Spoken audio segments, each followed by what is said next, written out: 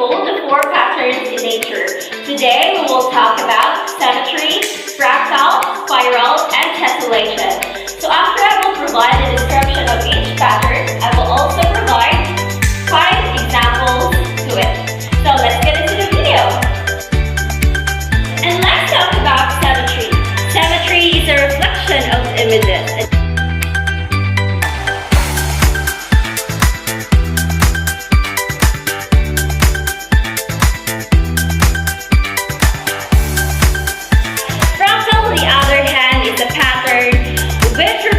Progressively smaller sizes and angles.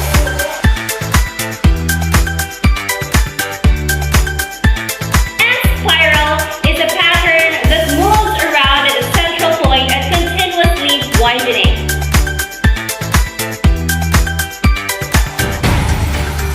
And lastly, tessellation. Tessellation is a pattern that repeats figures closely fitting together with no gaps in between.